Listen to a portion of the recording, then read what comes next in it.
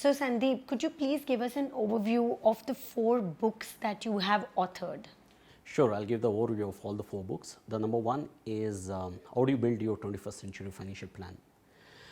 The financial planning industry changes every few decades. The strategies which has worked in the last century, in the 20th century, may not work in the 21st century. Sure.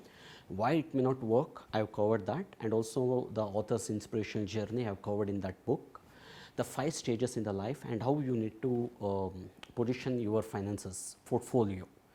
Because at the early age, the exposure to the equity should be more. As you become older, the risk taking capacity comes down. What should be your portfolio during at the last stages of your life? Okay.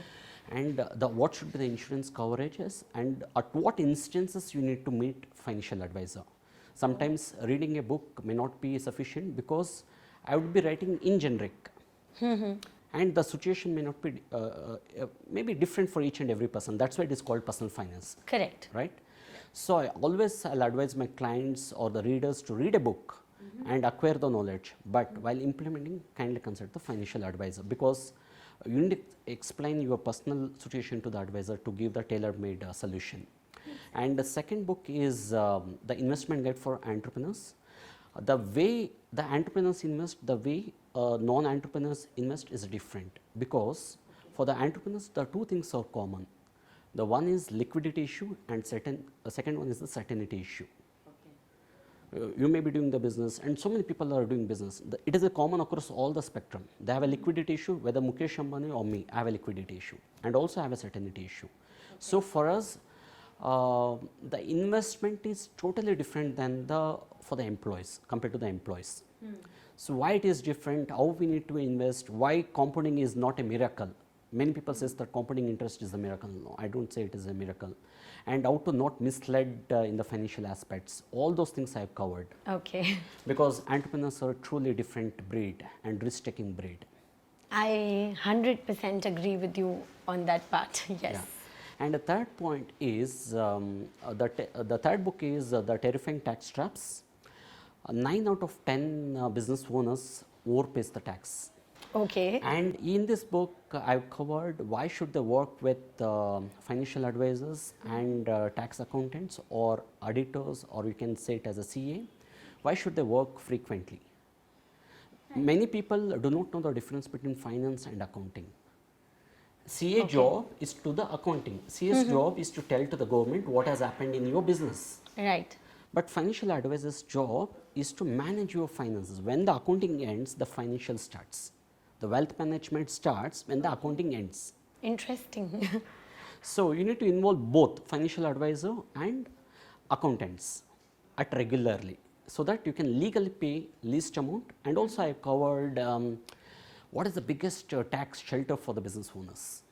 And generally I work only with the business owner and affluent families because I do not have the experience of being an employee. Or I don't know, since I born in with the business community family, my mindset is totally different than the 90-95% of the people how they think. Right, right. So for this 5% of the population, they required a unique advisor who understand their life in and out. In all my books, it is concentrated around the business owner and entrepreneurs. Oh, nice. And the 4th book is How the Rich Use Life Insurance as a Plan B and Add Economic Stability. There is a lot of misconceptions about life insurance. I want to make it clear through this video with you.